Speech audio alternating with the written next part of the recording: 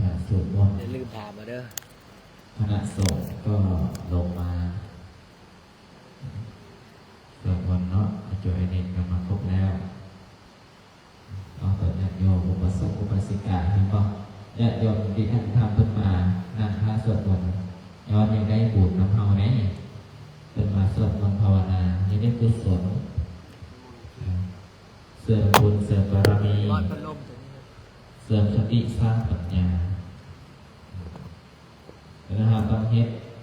หาต้องทานหาต้องปฏิบัติ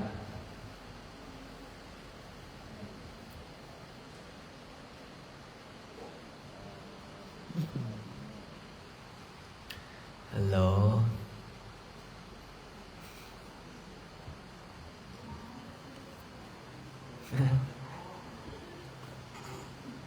ฮัลโหลองค์หนึ่งยังบ่ทันมานะองค์ใดล่ะฮะโอ้จะได้ให้พระออกสอนเพชรแล้วฮะฮะเมื่อใดฮะไปก็ลูกเดี๋ยวฝากพระออกสอนเพชรเด้อเอาเพชรไปเบิ้งเนาะ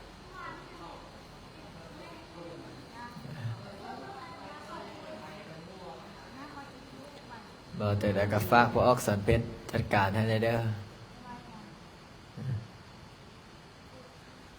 พุทโธธัมโมสังโฆ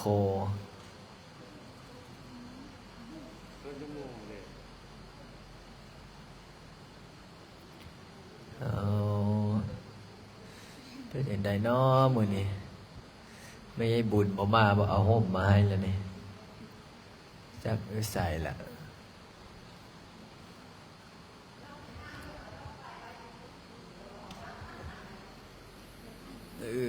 บางก่อนจังโมงแล้ว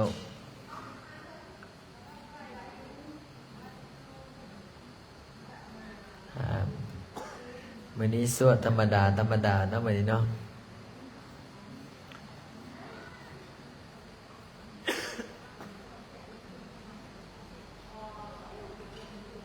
เดี๋ยวมาอื่นให้สร้างมาแปลงไฟได้เพชรเด้อเขาอุดรนะมาเบิ้งไฟยังมัดกันขั้วนั้นบ่ได้แล้วก็เอากล้องวงจรมาติดกุฏิให้นะเด้อบอกสร้างมาสัก2 อันติดเพิ่มไหนกล้องวงจรรอบมันละได้วัดเนาผู้ใดเอ็ดอย่างผู้ใดมักไปผู้ใดมักไปยิงกระต่ายอยู่ข้างกุฏิก็เห็นอะไรมาเนี่ยโดยเฉพาะไอ้จวนน้อยย่างขึ้นมาบทสนหน้าบทสนหลังเปิดขึ้นจากจ่าเมน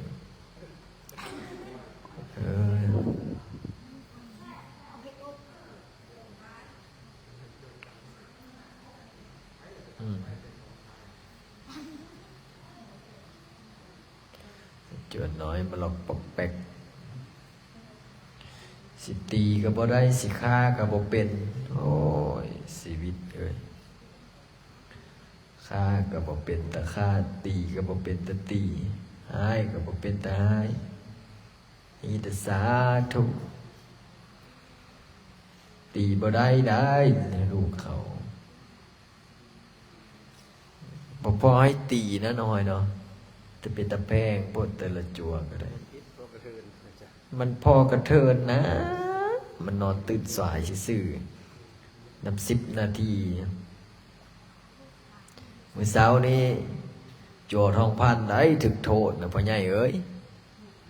ถึกโทษอย่างมื้อเช้านี้เอ้ยฮะบ่อาบน้ำจักมื้อละบ่อาบน้ำเอาว่าตรงๆเลยอะจักมื้อละบ่อาบ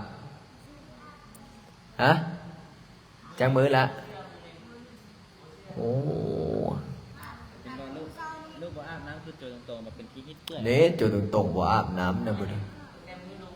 โจตรงๆจักมื้อละบ่อาบเว้าตรงๆเลยเอ้า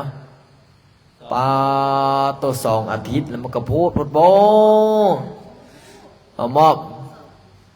เอานี่มาไม่เลยวะเนี่ยมึงมาแต่ทางใดอีก มาแต่บ้านใดแหละ มาแต่ทางใดล่ะโอ้น้ำซ่วงประตู บ่ได้สูบยาติ เอาจุงบิ๊กจุงบิ๊กได้ล่ะบ่อยู่โอ้บ่ได้สูบยาสูบติเฮ้ยดีแล้วล่ะเขาบอกให้สูบยาสูบได้อย่างนี้ อยู่นี่บ่ได้สูบได้อยู่ โทรศัพท์ก็ได้งดเล่นเป็นจัวนะโอ้โหตายถ้ากินฮอดผู้สาวแถวบ้านนี่กลับมาบวชไม่ เนี่ย บ่มีเมียที่พออยู่ได้ยังเนาะหากลับมาอยู่เอาบอกว่าอยู่ได้ก็อยู่ได้แกงหัวไปก่อนถามโจสมหวังแม่เนาะโจสมหวัง แต่ก่อนสูบอย่าสูบบ่สูบแต่เดี๋ยวนี้เลิกตัดสินใจตายเป็นตายว่าลงแดงกับอาจารย์สวดกุศลาให้วะ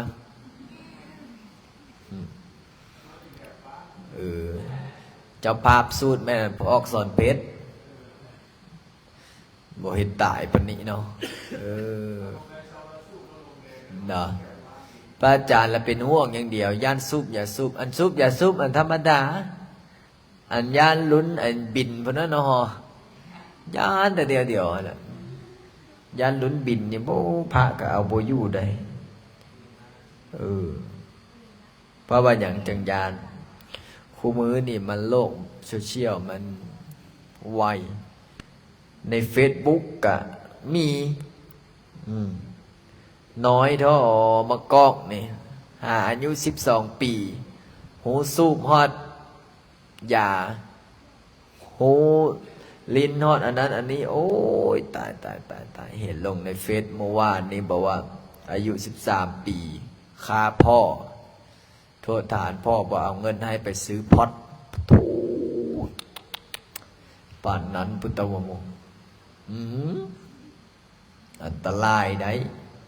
นี่แหละสาเหตุพระอาจารย์บอกให้เจ้าใส่โทรศัพท์ถ้าใส่โทรศัพท์บางแม่กลางค่ำกลางคืนก็บ่นอนเล่นเกมหลายจัวไปจับทีมกันใส่เอาแม่เลยถ้าเบิ้งถ้าสมมติว่าโทรศัพท์แต่ละคนองค์มีนี่รับรองวัดแตกจะเอาแม่ตอนนี้เกมกำลังมาฮิตมันเกมยังฟรีไฟกับ ROV โมบายนะอยากเกมยังนะเกมยังละนี่แหละบ่เป็นหยังพระอาจารย์จะบอกว่าธรรมะถ้าว่าธรรมะนี่รับเพราะว่าเรื่องเกมนี่หูตั้งปานกระต่ายไม่นี่แหละพระอาจารย์ถึงบอกว่าคนเฮาเนี่ยนะถ้าแนวมักเนี่ยตั้งใจฟังถ้าแนวบ่มักนี่โอ้ยมึงสิเว้าดีปานใดกูก็บ่เอาดอกว่าเพราะว่าอย่างบ่มักบ่เสื้อให้ยาพ่อศีลเว้าบ่แม่จุเจ้ารับเผลอๆฮอดบ่มีคนฟังซ้ำถ้ากูบักกุ้งเว้าเฮงค่ะเอาบ่ฮะเอาบ่จุเปียก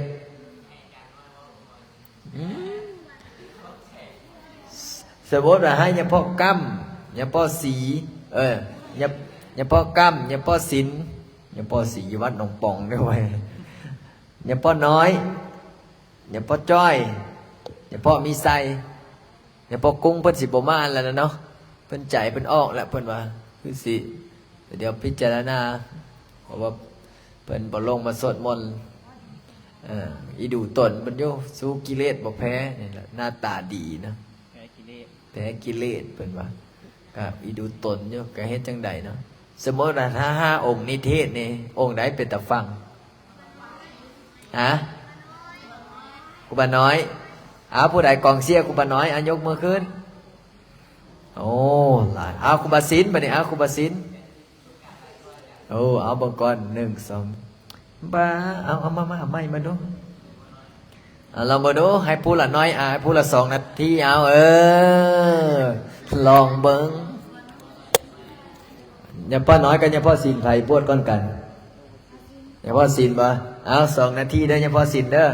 ไป แต่งไม้ดีๆได้เว้าจังไดก็ยาก ให้ได้สองให้ได้สอง 2 นาทีเอา ไม่ให้กูฝันนะ พรรษาให้พรรษาแก้ได้เอา เอาให้เกียรติทำไม เอาให้เกียรติเอาเฮ้ยเอาองค์ใดเว้าก่อนละเอาผู้ใดเว้าครูบาน้อยก่อนละยกมือขึ้นเอาโอ้กองเสียหลายเด้อกองเสียครูบาน้อยเอาให้ครูบาน้อยซะเนาะเอาลองบรรลุครูบาน้อยเว้าจังไดเว้าให้ไอ้จั่วฟังแบบเว้าแล้วไอ้จั่วแบบอยากฟังเอาให้เป็นธรรมะบ่แม่นว่าไอ้จั่วไอ้เจ้าย่าดื้อหลายได้บอก3เทื่อบ่ฟังจับซิกได้อันนี้โอ้ไอ้จั่วบ่คนน้อยบ่ฟังเลยเนี่ยเฮ็ดบ่เว้ายำพ่อคัมภีร์เนาะตอนยำพ่อคัมภีร์บวชเด้ตอนนั้นจั่วคัมภีร์นะขอนอบน้อมแด่ครูบาอาจารย์อันจีอยู่กับอาจารย์ลิ้นก็ให้ตั้งใจได้บ่ตั้งใจซิกก็ซิกตัวเบิ่งแม่เพิ่นลงสวดมนต์นั่นน่ะเพิ่นลงสวดมนต์เพิ่นพาภาวนานั่งสมาธิบ่เฮ็ดบ่ทำบ่ได้บ่ได้อยากอยู่ก็อยู่บ่อยู่ก็ซิกน้อเนี่ยพ่อคัมภีร์เนาะถ้าก็น้อยซิกก็น้อยก็ซิกสิยากหยังบ่ตาสิซิกกลางพรรษาได้เทศเดียวเทศกันนึงจั่วเกือบซิกหมดวัดปะทูขาดแผ่บาดนี่เอาลองไปดูครูบาน้อย1 2 3เอาเว้าจังไดก็ได้เอาตกตกกระถอยบันไดแล้วเอาจะได้สอนจั่วให้จั่วเสื้อฟังความเอา1 2 3คิดก่อนเอาของเสียผู้ใดเสียครูบาน้อยแบบจับจูดแม่ว่าได้ก็คิดบ่ออกหรอกครับเอาเว้าจะได้ให้มีความสามัคคีเอาง่ายๆความสามัคคีเอาเว้าจะได้ให้ไอ้จั่วตื่นนอนเอาจะได้วิธีตื่นนอนแต่เช้ามาสวดมนต์เนี่ยจังใดเฮาก็สิมื้ออื่นเดินทางเมื่อยามบ้านยามซ่องจังไดก็ขอฝากน้องจวนน้องเนี่ยนะเบิ่งดอกไม้ดอกตอกให้เด้อเบิ่งกุดให้แน่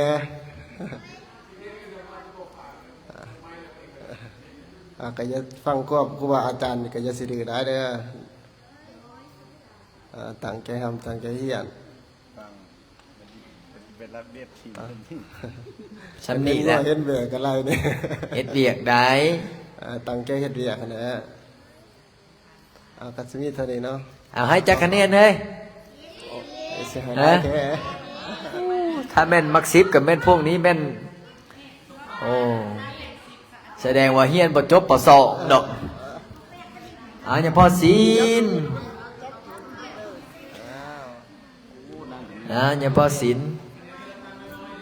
เอาก่อนอื่นก็ขอนับถือพระอาจารย์เนาะ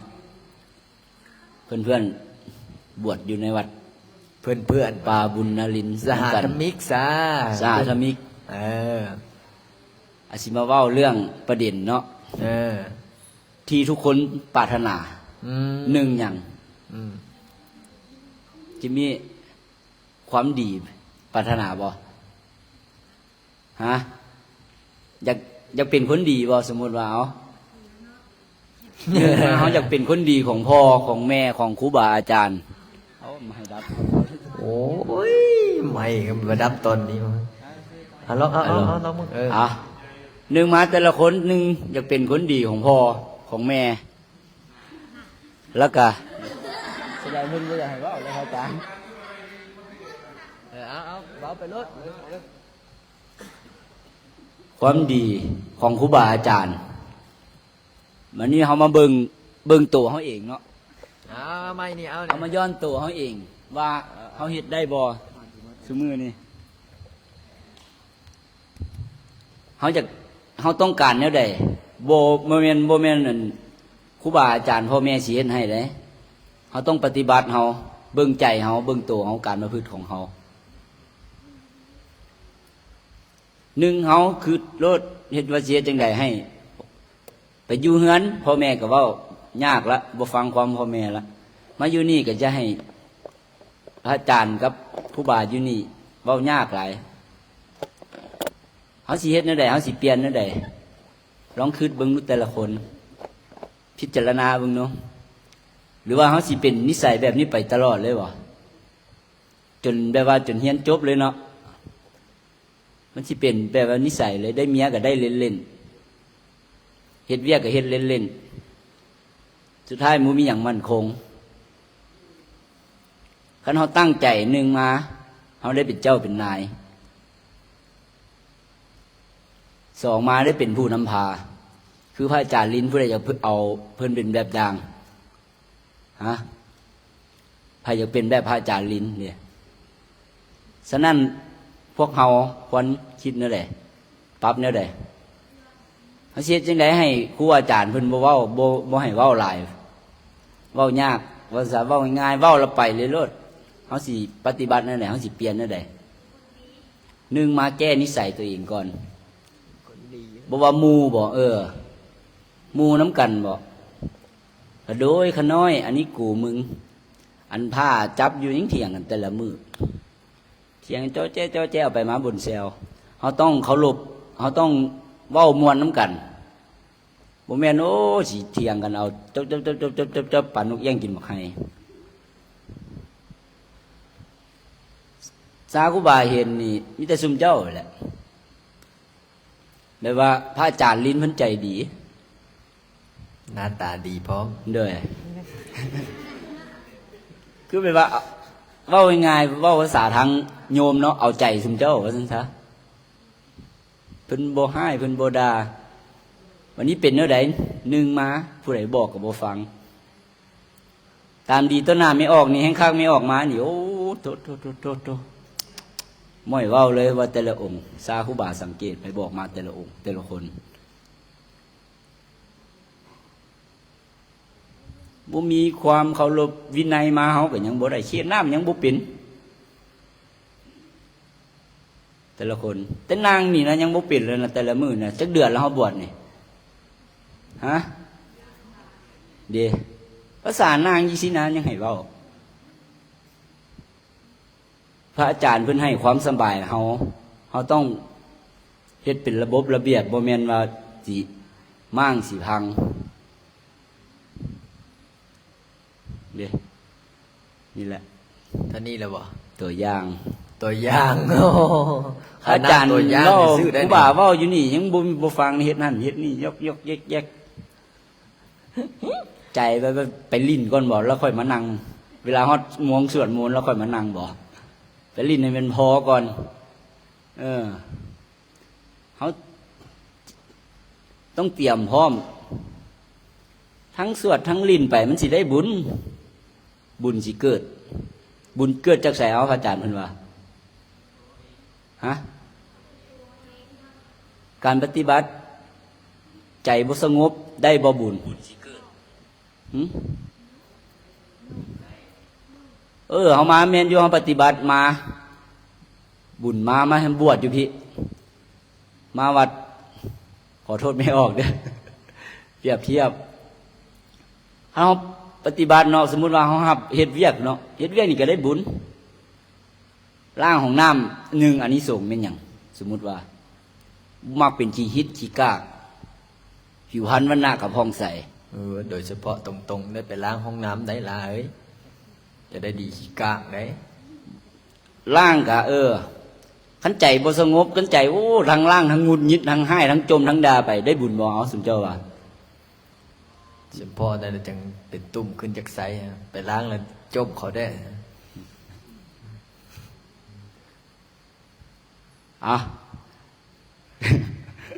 ก็มีซ้ำนี่ล่ะหวังว่าอาจัวคือสิเข้าใจเนาะเลิกไปนี่ก็นี่แหละครูบาเว้าหยังเบซบเบคางเลยสนองอ้ายกับโอเล่นิสัยเดียวกันเลยนะเอาบ่เป็นหยังโอเล่กูเกี่ยวหยังวะนะเอาให้เป็นจังได๋ให้มีแต่ เท่านี้แหละเอาขอมอบไม้พระอาจารย์คืน ฮะให้จักคะแนนนะเอาผู้ใดว่าให้ครูบาสินชนะ ยกมือขึ้นเอาผู้ใดว่าให้ครูบาน้อยยกมือขึ้นจะคอยสิให้ครูบาน้อยคอยเป็นยังจะไว้ครูบาน้อยฮะเศร้าดีคอยสิถ้าผู้ใดบ่ได้คอยแม่นคอยเอาผู้นั้นล่ะแม่นบอกเอาสมมติว่าเห็นบ่วัดหนึ่งนะตีไอ้จุพอออกไม่ออกมาวัดโอ้สะทั้งตีสะทั้งตาสะโอ้ยมาหาสเต็กยังนี่ให้ไปให้มาเขาไปหาบ่เขาบอกไปหาแล้วเขามาหาแต่วัดพระอาจารย์มาหาพระอาจารย์ยิ้มทั้งที่จุจั่วจุเนนคิดดื้อพระอาจารย์ยิ้มนี่ไอ้จั่วไอ้เนนให้เอาบ่ยิ้มได้จะได้สุเจ้าเมื่อยดื้อเขาก็สุเจ้าก็ยุดแม่นบ่แต่สมมติว่าเอาไม่แซ่ไล่ตีสมมติไอ้จั่วน้อยเป็นลายองค์จองสบงแล่นเขาก็แล่นนะเมาเจ้าคิดบ้างนู้ถ้าไปแต่ละองค์ก็ไล่เอาไม่แซ่ไล่ตีแม่นบ่ได้ฮับเพราะออกไม่ออกแท้เจ้าคิดบ้างนะสมมติว่าน้อยนึงองค์นึงก็ไปโดดสมมติองค์นึงก็ไปโดดอันนี้ฟ้าเอาไม่แซ่ไปไล่ตีก็บ่ได้แม่นบ่ถ้าก็เห็นอย่างใดมันก็ยืดซื่อๆเนาะเจ้ายอกก็ยอกกันไปแม่นบ่ยอกก็ยอกกันไปเด็กน้อยมันก็ยอกสมมติว่าเอาตัวใดก็ได้สมมติว่าอย่างจบชิงเมียงสมมติว่าโอ้หมอนี่เว้ยบวชเข้ามาก็ยังดื้อคือเก่าพ่อแม่บ่มาสร้างบ่สอนบ่เสร็จเรียบร้อยเบิ่งฮอดเฮือนไปฟ้องพ่อฟ้องแม่อาจารย์ลิ้นเพิ่นด่าลูกอยากซิกดีว้าวอยากซิกก็ซิกเด้อด่าว่าจังได๋เสมอด่าโอ้ยเปิดว่าพ่อแม่บ่สั่งบ่สอนห้วยกูก็สั่งก็สอนนั่นนะเสร็จเรียบร้อยเป็นจังได๋ซิกสรุปว่าซิกบ่ซิกไงฮะสรุปว่าซิกก็บ่ซิกบ่ซุกบ่ซิกเนาะไปมาบ่ได้ซิกซ้ำนี่แหละ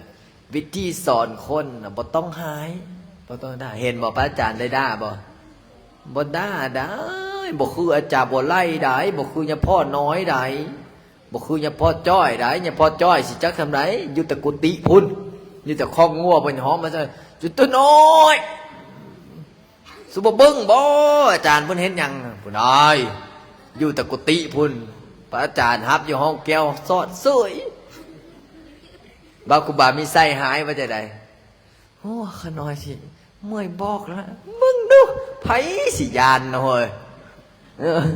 ขน้อยสิเมื่อยบอกแล้วบอกจะทิ้งกี่เงี้ยกันยังทิ้งคือเก่าขน้อยก็เมื่อยหายมันเจ้าเป็นหายตอนใดนะเสียงกับแบบคือเสียงลมผู้สาวเลยนะฮัลโหลทิ้งอยู่ใสขี้เงี้ยไม่ได้บุญานแล้วบ่เสียงเนี่ยพอกำบาดพอกำเป็นจะได้เสียงเนี่ยพอกำเหนื่อยโจน้อยจับบ้านอยู่กับถ้าจับบอกเขากับแม่นลูดมือเพื่อเลยให้พรไม่ออกเด้อสัพพิติโยมีวันเสียงดังๆได้ไหมโอ้ยโจน้อยตกใจมื้อเช้านี่จะได้จะเปียกให้พรสัพพิติโยไหมอันมือกับนบนะแม่อันมือนะบ่นบมือกันหนาวดีแม้บ่ย่างไปฝ่ามือฟาดหัวน้อยอาจารย์บ่ไล่กำลังถ่ายรูปเดียวบ่แท้สิแม่นได้ลงโซเชียลเถอะเห็นบ่บัดเนี่ยพ่อศีลเด้บัดเนี่ยพ่อศีลสอนเด้บัดเนี่ยเกือยเพิ่นเว้าบ่เว้าหลายได้สุเจ้าก็เบิ่งนะแม่โต๊ะครูบาอาจารย์น่ะไปเช็ดไปล้างนะแม่ไอ้โจน้อยก็คันน้อยก็เช็ดแล้วก็เช็ดอีกห่วยคันน้อยก็เซ็ตแล้วเด้โจตรงๆเอามาวางโจตรงๆโอ้ยอย่าลืมได้เมื่อคืนนี้โจตรงๆให้ได้ย้อนหยังย้อนขนมไผเอานี่แสดงว่าสีมันใช่นี่ยังพอสินตัวนี่นะแสดงว่าคู่อริตินะก็แบ่งเพิ่นสั่นแด้แล้วก็กูมาสิได้เอาเน่ผู้ใด นี่หวยนานเสร็จแล้วบาทนี่จดสรุปว่าใครเอาให้โอ้เดี๋ยวค่อยจิเปิดกล้องวงจรมาก่อนแม่งกล้องวงจรบ่ได้เสียบไฟฮะเสียบบ่หรือบ่เสียบกันอ๋อเขาปิดโอ้เน่เนี่ยสิตัวให้ไอ้จั่วครับเนี่ยพ่อตีกันละบาดนี่นี่แหละบาดนี้พระอาจารย์บอกว่าบ่ต้องให้สมมติถ้ามีคนเอาปุ๊บอ้าวกูชนะใจตนเองเห็นบอกเขาด่าพระอาจารย์ใน Facebook เขาด่าพระอาจารย์ใน Facebook พระอาจารย์ยุ่เฉยๆเขาบอกว่าแต่ใดพระอาจารย์ลินนี่มีรถไอ้อย่างไรวะปอร์เช่ ซุปเปอร์คาร์ ซุปเปอร์คาร์ ฟอร์เรลี่ แฟมโบลี่ เหลือแต่เฮลิคอปเตอร์ ตอนนี้ยังเหลือแต่เฮลิคอปเตอร์สิไปเอามาขับขึ้นด่านสูงบ่มีรถอย่างไรวะรถอันท่ารถไฟฟ้าขี่ไปขี่มาไอ้จั่วสิแม่นหลายขั้นยุ่ยอมรับอันนี้นะตอนนี้ป้าจ่าก็เลยเอ้าด่าก็ไปชุมนึงก็ไปตอบโต้ไหนชุมนึงก็พวกปีห้านี่บอกกินบททานชอบด่าแต่พระบ่มีแนวด่าละบ่จุดนึงก็ไปด่ากลับได้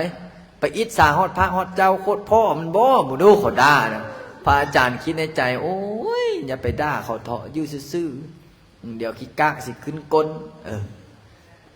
พระอาจารย์ก็เลยซื่อๆได้เขาสิเว้าจังได๋ก็ย่าเขาบ่ต้องไปตอบโต้จุดนึงก็เอาไปด่าแล้วเสียแต่แล้วเขาก็ทึกใจได้จุดนึงกันนะเขาว่ามีพวกนึงก็ว่า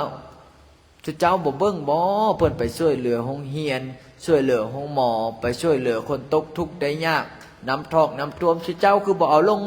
คือบ่เอาไปเว้าให้เพิ่นคือบ่เอาไปสาธุน้ำเพิ่นบัดเพิ่นได้ยอดกฐินมีคนไปทำบุญน้ำเพิ่นหลายไปอิจฉาบ่เบิ่งบ่เพิ่นเลี้ยงลูกโจรลูกเนรมื้อนึงเป็นเว้าก็เว้ามื้อนี้จ่ายค่าอาหารจักเท่าใดแล้ววะ12 ล้าน 1 แสนเด้อลูกเดือนนี้12 ล้าน 1 แสนค่าอาหารต่อเดือนได้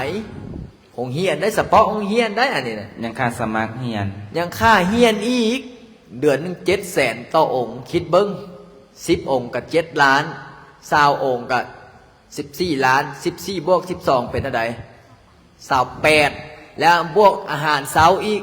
3 มื้อต่อ5 ล้านคิดเบิ่งเดือนนึงเท่าใดบึงดูเจ้าเอ๋ยถ้าเว้าคือหลวงตาบัวบอกว่าโอ้ยเพิ่นด่าได้หลวงตาบัวตอนอาจารย์ฟังเทศเพิ่นเนี่ยบัดนี้เฮาได้เป็นจั่วเด้บัดนี้เริ่มสอนให้จั่วได้บัดนี้แต่ว่าถ้าเฮาเป็นจั่วถ้าคิดดื้อตอกแตกค่ำมาบ่เฮียนหนังสือตื้นก็ตื้นสายขี้ค้านก็ขี้ค้านมักให้ก็มักให้น้ำก็บ่อาบผ้าก็บ่ซักสบงจีวรบ่ซักจักเทื่อแควก็บ่ถูสบู่ก็บ่อาบสบู่ของพ่อออกสันเพชรนั่นนี่คือบ่ใสสบู่มณีโซกถูแล้วแม่ถูลงไป3 มื้อต่อก้อนก็เอาวะถูลงไปคือจบป่านี่จักมื้อแล้วบ่อาบน้ำเอาวะตรงๆอาบได้ฮุบสบู่อยู่บ่นะบ่ได้ฮุบบ่แม่นแล่นผ่านน้ำซื่อๆบ่เว้ยจนตรงจักมื้อละเดี๋ยวสิให้จั่วใหญ่รับผิดชอบแล้วเฮ้ยจะเปียกนี่ล่ะฮะอาบคู่มือเบิ่งเอาแม่ขนาดจุเปียกน้อยบ่น้อยมานี่เบิ่งดูเฮ้ยมานี่ตัวหอมาเบิ่งมาเบิ่งมาเบิ่งมาพี่ผู้อาบน้ำเอามาทางพี่ล่ะอาบอยู่บ่ล่ะอาบพิสูจน์ได้จะได้ว่าอาบเบิ่งขยับมามื้อเช้านี่มีนางติดแก้มโอ้แสดงว่าอาบเนาะโจได้บ่อาบนะโจตรงๆมานี่มานี่มาเอาอันนี้มาเอายืนอยู่นั่นล่ะเบิ่งเปรียบเทียบได้เบิ่งมายืนทางนี้ล่ะ พาหัดกระบอกมัด เขีย ฮะ เขีย เสียก็บอกฮับผิดชอบนะปั่นเนี่ยพ่อแย่งสองเนี่ยพ่อแย่งกันอย่างนี้แหละตอนเพิ่นอันนั้นนะไปสู้กับพาอาลุงตุงนั่งพากับซักว่าขวัญเนี่ยพ่อเพิ่นเสียมึงดูอันนี้คนบ่อาบน้ำมึงดูคนบ่อาบน้ำนะป้าตัวอันนี้ยังธรรมดาได้อันนี้มึงดูจักตีนจักมืออาบได้นี่เนาะตายละผู้บ่อาบน้ำนะโจขี้มับผิดชอบเด้อดมมึงดูลองดมมึงดูผู้อาบน้ำเอาลองดมมึงดูดมเบิ่งผ้าเขามึงดูผู้ซักเป็นไงหอมก็จะเปียกดมมึงดู ไปคิวโพดหน่อยอยู่ไกลหน่อยจะเปียกนี่อยู่ได้ไกลหน่อยเนาะผ้ากระซักกี่ตีละบางเทื่อโอ้กำลังได้มักซิบแล้วมันเสียย้อนบางเทื่อจักมื้อเราบ่ได้ซักฮะจักมื้อละ2 มื้อละบ่ได้ซักก็ยังไขเนาะ4-5 มื้อซักเดือนนึงก็ได้ละเอาเขาบ่อนละนี่โอ้ดีบ่คือจุดตรงๆได้เอาจุดได้บ่อาบน้ำจุด2,000ได้ล่ะ2,000อาบหรือบ่อาบอาบหรือบ่อาบเว้าดีๆเอาอาบหรือบ่อาบเว้ยเอาอาบหรือบ่อาบมื้อนี้สิบ่ได้สวดย้อนสุเจ้าบ่อาบน้ำเลยฮะอาบบ่ไผเป็นพยานให้เอาไผเป็นพยานให้โอ้สรุปว่าได้อาบหรือบ่อาบเนาะได้ฮุบสบู่อยู่บ่ฮุบเพื่อใดเป็นพยานให้อาบน้ำไปมื้อนี้อาบผู้เดียวโอ้อาบผู้เดียวสิบ่ยกเสื้อนะหน่อยเนาะจัวสังวานเด้อาบดมมึงด้วยเฮ้ยเขาอาบบ่เฮ้ยอาบบ่เอามึงกับมึงก็อาบแป้งได้ถ้าผู้บ่อาบน้ำนี่ผิวพรรณมันก็เป็นยังไงมันก็กินฮิตกินเหือนขึ้นล่ะผู้สาวกับบ่มักไปโรงเรียนผู้สาวกับบ่มักแม่บอกเจอตรงๆเจ้ากับบ่มักผู้สาวตีดีแล้วล่ะจะบ่ได้ซิกเนี่ยจัวใดได้ยังบ่อาบเมื่อจะตีว่ากับว่าจุดซิดเอาได้เป็นยังไงล่ะน้ำจากมือเราบ่ได้อาบ14 มื้อกุศลธรรมมาแม่นแหวอยู่ว่าเฮ้ยบอกว่าตี14 มื้อบ่อาบน้ำแม่นแหอยู่วะป้าต้องมันอยู่ยังไงมันมาได้บ่เฮ้ย14เป็นยังบ่บ่สบายป้าเอาเทวดามาว้าวเขากับบทเสื้อดอกกินข้าวมากินลายก็มู่นอนลายก็ไม่นอนลายก็มู่โรงเรียนกับบริเรียนคักขี้เนื้อกับบกเก็บบ่ได้แล้วนี่นะต้องได้สัมมนาพิเศษน้อยทักษิณนะนั่งสมาธิกับบ่นั่งน้ำมูสมบัตินั่งยตีละเดินจงกรมแทนโอ้บ่แม่นอธิษฐานบ่อาบน้ำตีแม่นอยู่วะเขากรรมฐาน14 มื้อสมพอเอาสาธุน้ำเล่าได้เฮ้ยโอ้เก่ง14 มื้อบ่อาบน้ำค่อยบ่อาบน้ำ2 มื้อกับแม่นยอมนะปาโตโจใดเด้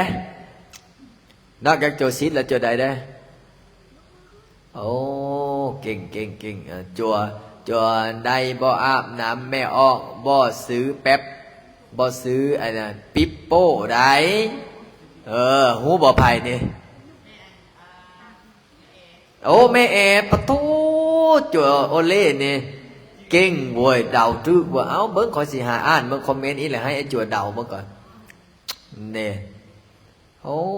ชื่อใดเสยจัวโอเล่นะชื่อแม่แอแสดงว่าเราซื้อมาบ่อยบ่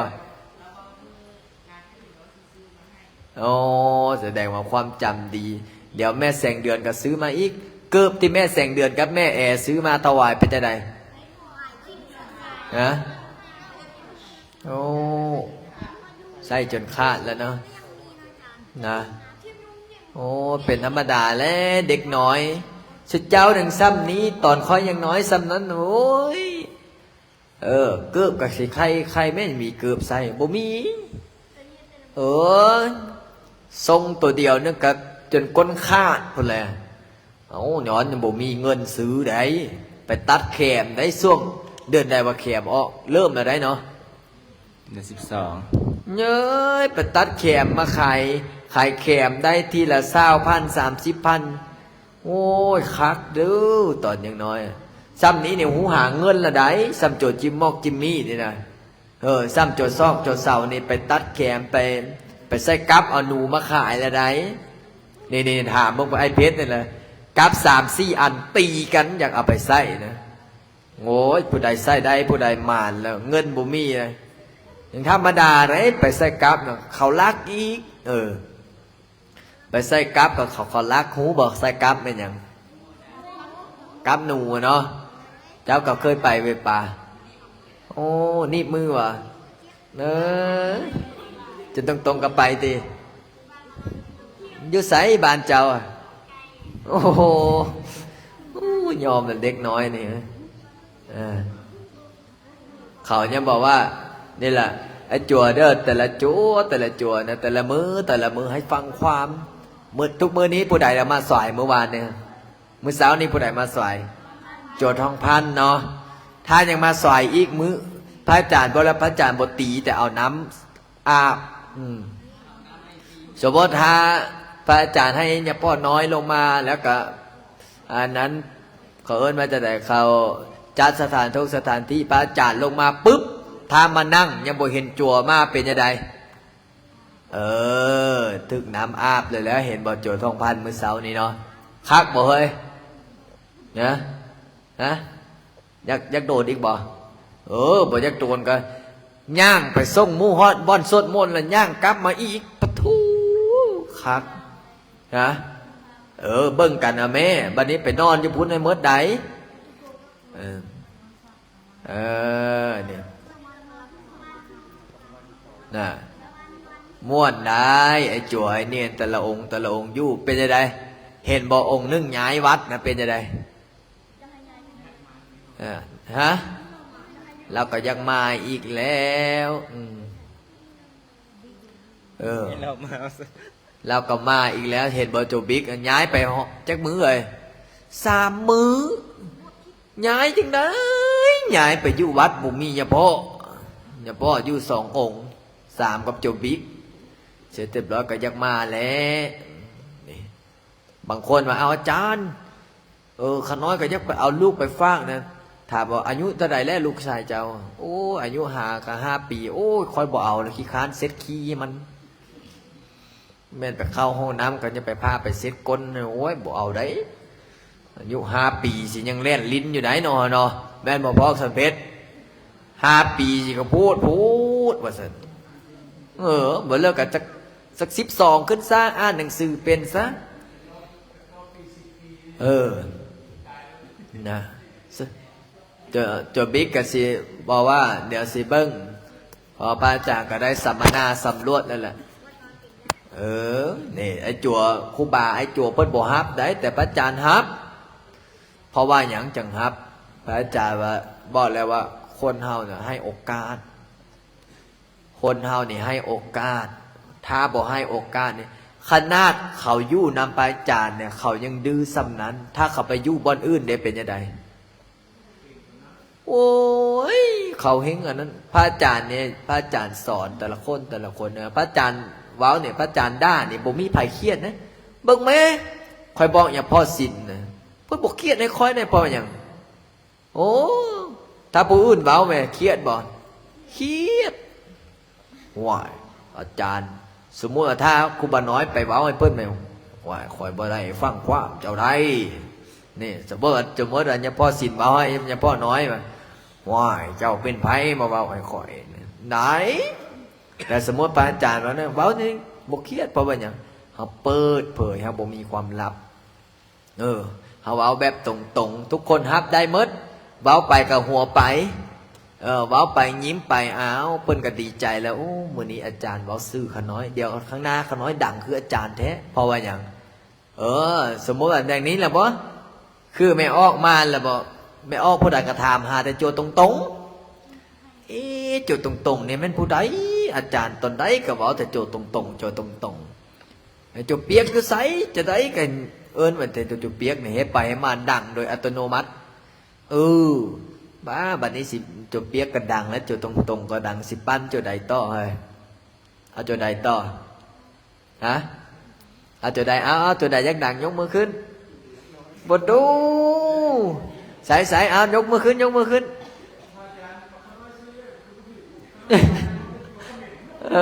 โจเขมรไหนค่อยบอกกล้าปั้นนะโจเขมรเนี่ยย่านคนไทยเขาโจมตีค่อยนะเหนื่อยโจทักษิณกับยักษ์ดังมาพูดด้วยโจยักษ์ดังมานี่มึงนะมึงนะมานี่มาโอ้ลองเอาต้องใส่ความสามารถไหนโจยักษ์ดังเอาไปยืนเอามึงนู้โจสาธุจักổn ơiจักổn cho lấy cái giác đăng nó cầu tiên lúc xào cốt nè áo mất về lá bà nè áo liên tàm khóm xuồng đó có tố vâng chắc ổn rẽ giác đăng sẽเป็นđà la nè hả may mà nữa ơi nè thiệt áoมาขยับมาซื้อจังไดเนี่ยแนะนำก่อนซื้อสุขสวรรค์ฮะซื้อสุขสวรรค์อายุเท่าใดแล้วอายุ9 ปีเฮ็ดจังไดจังดังเนาะบ่ฮู้โอ้เขาถามยังก็บ่ฮู้บ่แม่นว่าไอ้นายกป้อมไหนเขาถามว่าลุงป้อมตอนนี้เป็นสถานการณ์เป็นยังไงผมไม่รู้เฮ้ยจะได้จะบัดดังอะไรแบบนี้ต้องตอบค้างไหมสมมติว่าถ้ามีคนถามว่าสมมติถ้าเราดังขึ้นถ้ามีเงิน100 ล้านเสียเงินไปยังมีเงิน100 ล้านเสียเงินไปยังเอาไปสร้างวัดโอ้สาธุแม่นบอกเฮ็ดจังได๋จะได้เงิน100 ล้านเอา3G มาและเว้ยหมุนอินเทอร์เน็ตซาเอาได้เสร็จเรียบร้อยไปนอนคิดบ้างเด้อมื้ออื่นจะมาตอบไปแล้วมื้อนู้นคอมเมนต์ได้เนี่ยเป็นหยังจะยักดังฮะแปลว่าหยังวะเป็นหยังจะยักดังคำตอบแบบกำปั้นทุบดินกูบ่ฮู้อาจารย์เลยอาจารย์ว่าดังยักดังเขาน้อยยกมือก้อนหมูมัดดังปุ๊บดับปั๊บย้อนว่าอย่างย้อนตอบว่าบ่ฮู้บ่มีปัญญาสมมติว่าถ้าดังมานี่มี FC หลายๆเป็นล้านคือพระอาจารย์นี่ถ้า FC มาขอถ่ายรูปได้เฮ็ดจังได๋ให้ถ่ายคือบ่เก็บเงินนำเขาล่ะเอาถ้าดังแล้วอย่าลืมพระอาจารย์ได้แม่นดังแล้วแยกวงบ่ได้หน่วยองค์ต่อไปบ่นู้นฟังเนื้อฟังตัวเด้ออันนี้ซื้อจากหนังไงซื้อเศรษฐีซื้อเศรษฐีฟังซื้อแล้วก็เจ็บท้องแล้วคอยเป็นอย่างซื้อเศรษฐีแม่ตั้งให้โอ้เป็นอย่างจะมาบวชล่ะอยากมาบวชเองอายุเท่าใดแล้วอายุ12สมมติว่าถ้าบวชแล้วดังนี่จะเสียใจใดถ้าบวชแล้วดังมีออกตนยโยมมาหาคือพระอาจารย์นี่เฮ็ดจังได๋ได้เงินมาเสียหยังช่วยเหลือช่วยไผช่วยเหลือผู้ยากจนตอนนี้เฮาจนบ่เฮารวยพออยู่พอกินโอ้ สาธุเฮ้ยควรสนับสนุนให้ดังบ่เฮ้ยเนอเอาองค์ต่อไปเอาบงดูองค์นี้องค์นาปีเนี่ยโอ้ยโหเฮงดีได้เว้ยเอาลองบ่ดูสิเขินบ่สิอายอย่างเอาซื้อยังไง ซื้อนี่ ซื้อนี่มันยิ้มใส่ไม้ละยักดังมาซัน ฮะเป็นหยังจะยักดัง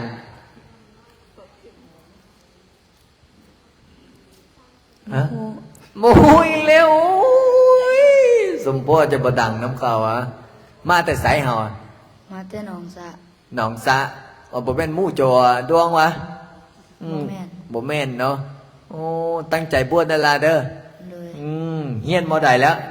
บ่สี่ จังมือแล้วบ่ได้อาบน้ำ มือเดียว มือเดียว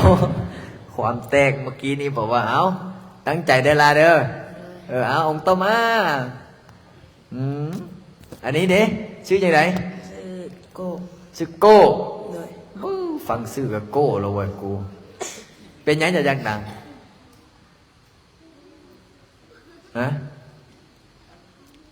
ว่าจะไหน บ่ฮู้ บ่หูอีกแล้ว โอ้จ้างกับบ่ดังเนี่ยตอบคำถามเดี๋ยวนี้สิแมันบ่นะต้องมีคำตอบได้จึงสนับสนุนเป็นก็บอกว่าอยากดังยกมือขึ้นมาคำว่าอัพเป็นยังแต่อยากดังบอกหูเจ้าพอดีล่วงปั๊บเอาตอนนี้เฮียนมอใดแล้ว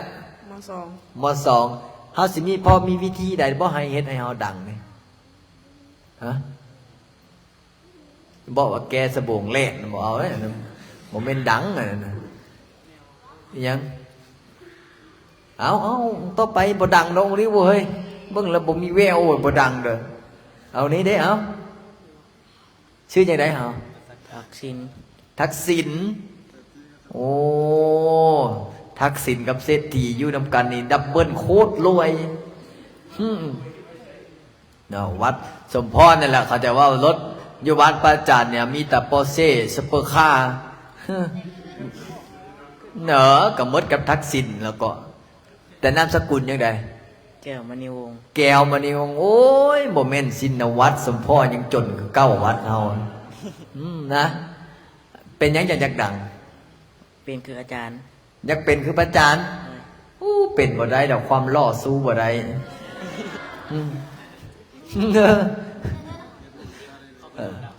เนาะ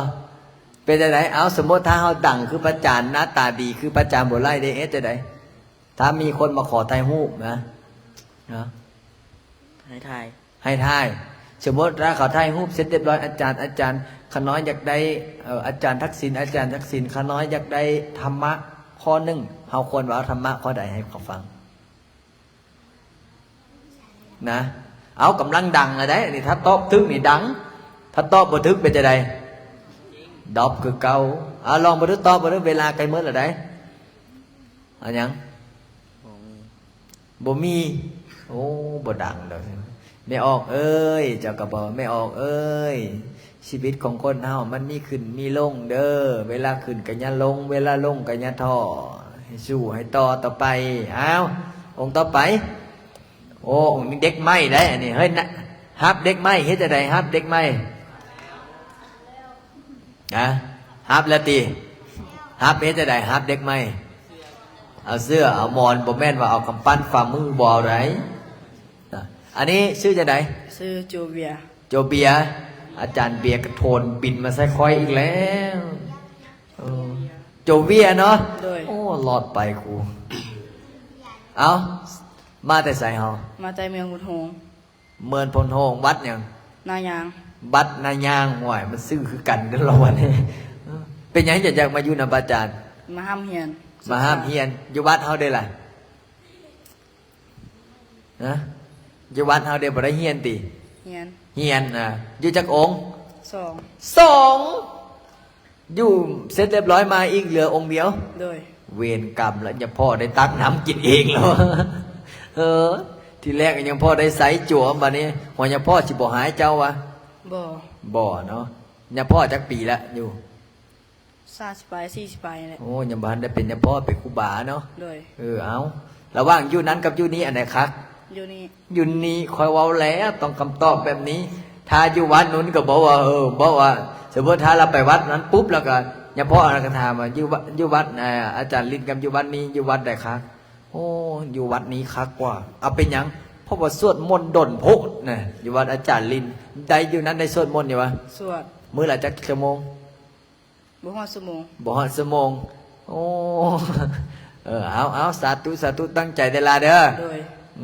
เอาสมมุติถ้าเฮาดังมาเฮ็ดจังไดคิดก่อนบ่อยโหลดอัพโหลดมาก่อนสมมุติถ้ามือหนึงมีผู้ติดตามเป็นล้านคือประจานเนี่ยเอาถ้าแบบว่าเขามาว่าเอาแบบกระทันหันอาจารย์เวียขอธรรมะสักข้อเด้ขะหน่อยเนาะว่าแต่ไหน คือบ่ออกเว้ย คิดบ่ออกโว้ยเอาดีแล้วละคิดบ่ออกมืออื่นมาเด้อ โดย บ่ดูเอาลูกสาวกกบ่ดูมานี่อันนี้ชื่อยังไงอันนี้ จัวโอเล่ ฮะ โอเล่ โอเล่ โอเล่ โอเล่ชื่อแท้ชื่อหยัง คันทศร เอาไม่มาบ่ดังเว้ย คันทศร จับแบบนี้แม่จับแบบนี้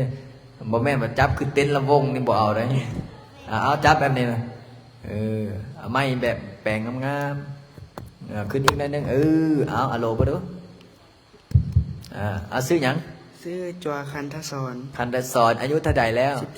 14ตั้งใจบวชจักมื้อบ วชเรียนจนจบ บวชเรียนจนจบเอาสาธุได้เฮ้ยสา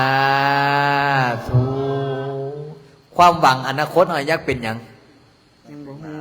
ฮะ ยังบ่ฮู้เถื่อ ยังบ่งเตื้อประตูบ่ธรรมดาตัวปรารถนาเป็นหยังล่ะวะอันเขาเดินนะนั่นเฮ้ย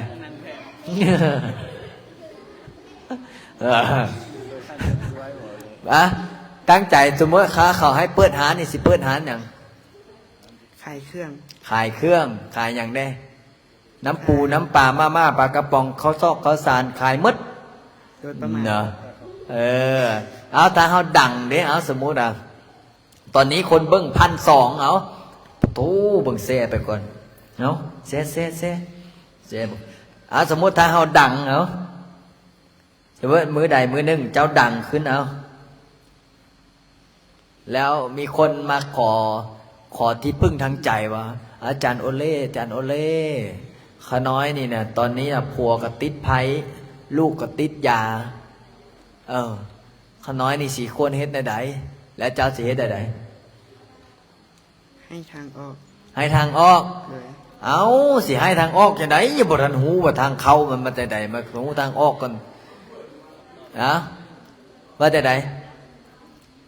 เขามาขอปรึกษาอาจารย์โอเล่เอ้ยข้าน้อยนี่นะเป็นกุ้มใจแห้งตอนนี้นะจักสิเฮ็ดจังใดบ่มีทางไปบ่มีทางกลับบ่มีทางมานี่เป็นทุกข์แห้งน้ำครอบน้ำครัวนี่นะเจ้าสิเฮ็ดจังใด ให้มีสติ ให้มีสติอย่าบอกแม่ออกเอ้ยลองมาบวชนำอาจารย์ลินมึงดูพอจะมีทางออกบ่สวดมนต์นั่งสมาธิภาวนาพอมาหาพระลินเจอพระลินสอนนะถอยจาก3 มื้อนึงเพราะฉะนั้นสมมติถ้าเขาดังมีคนติดตามเป็นล้าน ถ้าเขามีเงินเป็น100 ล้านนี่เขาเอาไปเฮ็ดหยัง เอาไปสร้างธุรกิจแล้วก็ช่วยเหลือสังคม เอาไปสร้างธุรกิจแล้วก็ช่วยเหลือสังคมแม่นอยู่บ่ไม่ว่าเอาไปเสริมบ่แม่นบ่เอาไปศัลยกรรมบ่เอาไรหมูเดี๋ยวเฮาควรเฮ็ดอันใดจะได้เงิน100 ล้านแรกควรเฮ็ดจะได้เงิน100 ล้านเอาคิด แพร่ปัจจัย แพ้ปัจจัย คู่มือนี่คนยังบ่น่าคอยคักอยู่บ่พอดีแหละตอนไหนกับตอนแพ้เขาเอิ้นเปลี่ยนชื่อจ้างครูบาลินเป็นครูบาแพ้เนาะบ่แม่นว่าไปไหนๆก็เขาเอิ้นว่าครูบาแพ้แล้วบัดนั้นเห็นบ่มีเฉพาะนึงอันไปแพ้ตอนกำลังดังตอนนี้นะใน Facebook นะ ไปแพ้อยู่หารคำไปแพ้อยู่แม้กระทั่งอยู่บนเขาขายกางเกงในก็ยังไปแพ้เอาก็ไปตัดต่อคลิปวิดีโอลงใส่เป็นตีดูตนเพิ่นเอาถ้าดังแล้วก็อย่าลืมพระอาจารย์ได้ละเด้อ โดย What is your name My name is My name is Kantason. My name is คันตสอนTomorrow Go Tempo Go Tempo อย่างไรวะที่ประจันเนาะมื้ออื่นเจ้าไปโรงเรียนที่ประจันเด้อเอาคนต่อไป เจอได้หัวค้าแค่น่ะ ขออนุญาตนั่งก่อนเลยอาจารย์ เอาขออนุญาตนั่งเฮ้ยสมเสยได้เฮ้ยจัวหยังอันนี้ดับเบิลครีมสิเล่าประวัติโจครีมเนี่ยมือเราสิเกิดนะฝนตกฟ้าห้องน้ำท่วมฟ้าผ่าง่าขามอยู่แต่ต้นไม้ฟ้าผ่าดังเปี้ยงมาหนึ่งโอ้ยฝนฟ้าแปรผลลมเกิดออกมาก็รอดล้มรอดตายพ่อแม่ก็จักสิเลี้ยงจักสิเป็นรอดมาเสยพอรอดมาปุ๊บเอาไปเลี้ยงแบบนี้เอาไปเลี้ยงกันยากพอเอาไปบวชแบบนี้เอาไปบวชกับท่อเธอมันฟันมัด8 วัดได้หยายไม่ออกอันนี้เรื่องจริงได้อันนี้นะ8 วัดได้หยายนะเพราะว่ายังเอาไปอยู่นำครูบาอย่างเราวะตอนนั้นครูบาอย่าง วัดพลแพง บ่แม่นวัดพลแพงแกงบิด วัดแกงบิด ยังมีฮูบได้เบิ่งให้ไม่ออกเบิ่งโจกข้ามก็โจกคีมแล้วแกงบิดเลยล่ะ น้อยบวชพลแพง ฮะ น้อยบวชอยู่พลแพง โจกคีมได้เนาะบวชอยู่บนแพงเนาะไปอยู่กับครูบาไหม แม่นะอาจารย์ ไปอยู่แล้วครูบาใหม่กระโปะกระป๋องขี้ยอกขี้เนื้อสั่งกระทอกกับสังกทานเก็บออกมาจูดจนเกลี้ยงบัดนี้อย่าทีแรกมื้อแรกครูบาใหม่ก็โอ้จัวนี้เป็นตะมั่นเนาะเสร็จเรียบร้อยมดกระโปะกระป๋องเสื้อซ่านอาสนามันจุดทิ้งมัดครูบาใหม่โอ้เอามาเอาแล้วเอาได้หลานไผ่นี่เหงื่อยังดีแต่บ่จุดกุฏิหรอวะเสร็จเรียบร้อยพอไปอยู่นักครูบาใหม่ก็อดบ่ล้นทนบ่ไหวแล้วมาอยู่กับครูบาอย่างละว่าซื้อ อันวัดสมัครแหด มานี่ตอนยังน้อยเดี๋ยวให้เห็นเลยนี่อันนี้จกขี้มก็จกข้ามได้นี่อันนี้จกขี้มกับจกข้ามตอนน้อยได้อันนี้นะปนมมือเฮ็ดนาตะเปาะนี่เห็นบอกออกตนโยมใน Facebook นะจักซื้ออย่างละว่าครูบาสมหวังบ่อยู่ไอ้นั้นนะอยู่ไอ้แกงบิดนะ แกงบิดสมหวังนะครับ แม่นบ่ อาจารย์สมหวัง น่าคอยจื้อดีได้สมองคอยเสร็จเรียบร้อยพอจกคีมบวชปุ๊บผู้ที่บวชตามเป็นไผ ข้าม บ่แล้วจกข้ามก็จกคีมบวชนำกันนะไอ้เพชรตีเนี่ยนี่มีฮูบได้เบิ่งก่อนนี่อันนี้ไอ้เพชรอันนี้นะอันนี้ไอ้เพชรได้โอ้ยไม่เขาเป็นยังไงเหรออันนี้ไอ้เพชรได้นี่ไอ้เพชรกับบวชได้นี่ไอ้เพชรอันนี้ไอ้ฟองอันนี้บ่ไล่ได้อย่าเป็นจั่วพวกนู้นดำปิ๊บปีปานวัดท่านโง่นี่อันนี้จามบ่ไล่อันนี้จกคีมอันนี้ไอ้เพชรบวชเป็นพระ3 เดือน1 ติดไปบวชอยู่วัดพลตานได้เมียอยู่พลตานซะอันนี้ฮอดใส่แล้วบัดนี้จกคีมกับบวชแล้วจกข้ามกับบวชแล้วเนาะบัดนี้เสร็จเรียบร้อย8 วัด9 วัดได้หยายนะวัดนั่นก็ฮับบ่ได้วัดนี้ก็ฮับบ่ได้โอ้เสร็จเรียบร้อยมาอยู่วัดได้อย่างละวะวัดบ้านปลายชีวิตวัดอย่างละ วัดเสียงยืนอาจารย์เสียงยืนมาอยู่วัดเสียงยืนก็อยู่บ่ได้เสร็จเรียบร้อยวัดเสียงยืนนครหลวงจักกระโปะกระป๋องไม่ยังมันฟาดจนเกี้ยงขี้ดื้อความขี้ดื้ออันโจตรงดื้อยังสู้บ่ได้เฮ้ยนะ บ่ได้ครึ่งอาจารย์ บ่ได้ครึ่งโจตรงกับโจคีมนี่ยักคือกันบ้าเบิ่งให้เบิ่งรูปภาพจังน้อยก่อนจังได๋ก็เสียเวลาแล้วเบิ่งอยู่ใส่แล้วว่านี่อันนี้โจคีมยังน้อยได้นะชอบกับตัวตรงๆแม่คือกันเป๊ะเบิ่งแม่เอาแม่ออกเบิ่งนํกันแม่อันนี้โจคีมตอนยังน้อยได้อันนี้นะ คือโจตรงๆยี่ลีอะไรนะนี่นะโป้จะว่าปานว่าก๊อปปี้ความดื้อกับแม่นอันรุ่นเดียวกันนั่นละเสร็จ เสร็จเรียบร้อยมาบวชอยู่มาเขาย้ายมา8 วัดแต่มันไม่ออกเลยพระอาจารย์ไปวัดใดพระอาจารย์ก็โอนเงินให้เพื่อที่ซื้อข้าวซื้อน้ำช่วยพ่อแม่ครูบาอาจารย์ถวายค่าน้ำค่าไฟผลสุดท้ายเหลือวัดอย่างไรวะ วัดเชียงยืน วัดโคกพระ โคกน้อย ไปจบบรรปลายชีวิตอยู่วัดโคกน้อย สิกเนี่ย ไปอยู่นั้นได้จักเดือนนะได้พรรษาหนึ่งเนาะ แม่นอาจารย์ โอ้ไปอยู่พรรษาหนึ่งเอาบัดนี้ต่อแล้วเราเริ่มดังแล้วเพราะว่าเราเล่าประวัติตั้งแต่เกิดมาแล้วแจ้งประวัติเกิดแล้วว่าฟ้าผ่าฟ้าผ่าฟ้าห้องตกน้ำบ่ไหลตกไฟบ่ไหม้ปวด8 วัดวันนี้มาสมมติถ้าเราดัง สมมติถ้ามือใดมือหนึ่งเขาดัง มีผู้ติดตาม Facebook ไปใส่ก็มีคนนับหน้าถึงตา ไปใส่ก็มีคนกราบคนไว้ คนมานั่งฟังเทศฟังธรรมเป็นหมื่นเป็นแสน แม้กระฟังเทศเรื่องอันใดก็คนมาฟังเทศเรื่องทุกข์เรื่องสุขเรื่องการอยู่การกินกับคนสนใจบัดนี้เขาดังแล้ว สมมติถ้าเขาดังปุ๊บนี่แหละเขาควรวางตัวจังได ก่อนอื่นก็ขอนอบน้อมพ่อแม่ครูบาอาจารย์แล้วก็นมัสการในจุยนี้ เอาไม่เขาอันไหนแม่แล้วก็เจริญพรออกตัวญาติโยมทุกคนที่มาสวดมนต์นำกันมื้อนี้ถ้าสมมุติว่าขาน้อยดังไปใส่มาใส่กะ เอาไม่ขึ้นนะแม่ เป็นตามที่อาจารย์ว่านั้นขาน้อยจะวางตัวให้เรียบร้อยสมมติว่าย่างเนาะอาจารย์การย่างกันเดินก็คอยย่างคอยก้าว สังรวมมาซะ สังรวม แล้วเห็นอย่างไรล่ะบัดนี้สังรวมเสร็จเรียบร้อย เวลาไปเทศขึ้นธรรมาสสมมติถ้าเขาแต่งอาสนะอย่างนี้เดี๋ยวคือพอชนเพชรเอาอาสนะมาเสร็จเรียบร้อยเขาให้ขึ้นเทศเจ้าสิเทศเรื่องหยังน่าจะเทศเรื่องชาดกอาจารย์เอาชาดกสักเรื่องที่มันเข้ากับสถานการณ์มาเทศสมมติว่าคือมือนี้ออกไม่ออกมาเขาว่าให้เทศเรื่องเฮ็ดจะได้เอาเรื่องถึงบุญคุณพ่อแม่เอาง่ายๆบุญคุณพ่อแม่เอาสมมติว่ายกตัวอย่างมื้อนี้โจคิมขึ้นเทศเรื่องพ่อแม่บ่ดูทั้งที่เฮาบ่ได้เรียบเรียงมาสมมติว่าเขาให้แต่งแบบพิสดารลองบ่ดู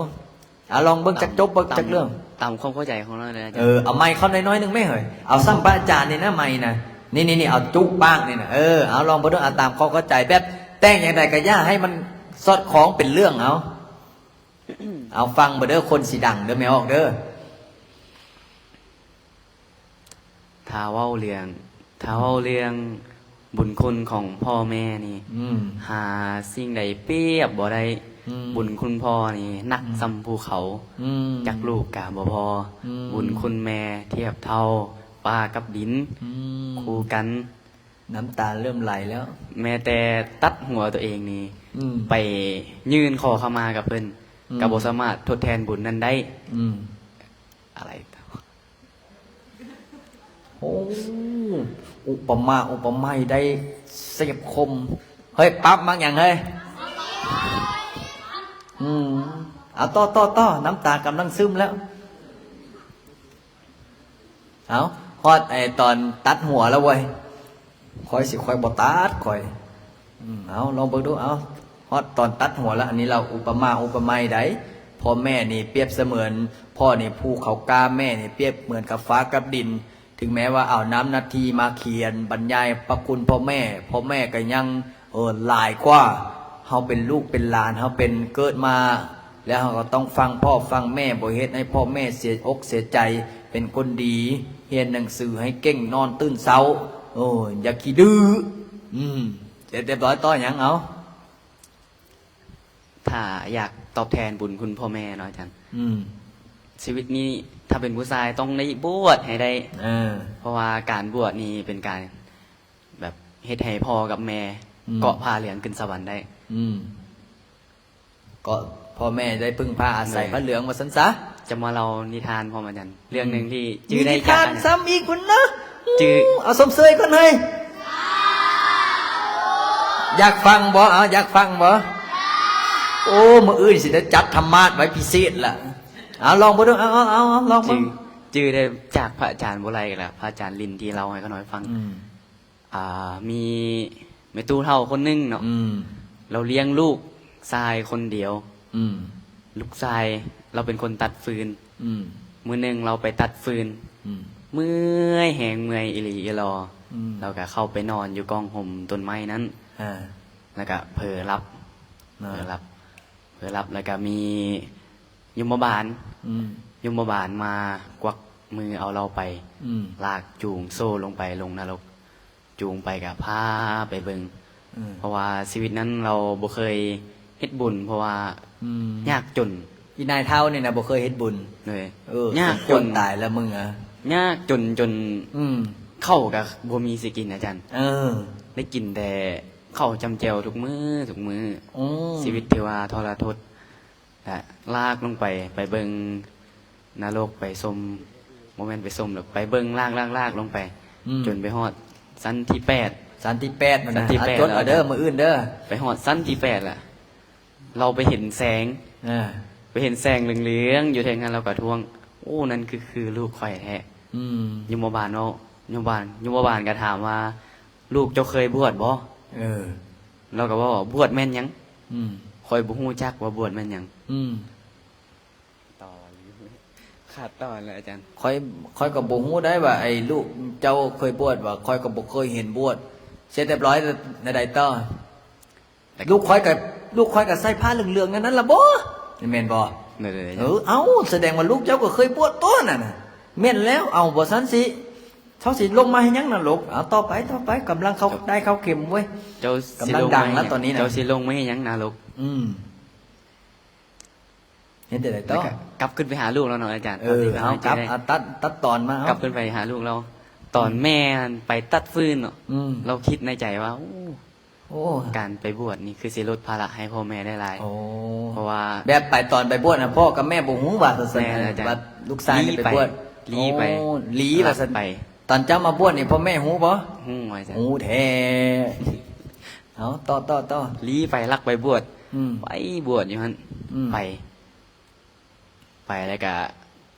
ไปบวชแล้วก็ซึมธรรมะซึมเข้าจิตใจแบบไอ้บรรลุธรรมว่าซั่นซะแม่นะเป็นโสดาบันอนาคามีสกิทาคามีอยู่ในศีลในธรรมบ่รักต้มกินมาม่าเนาะ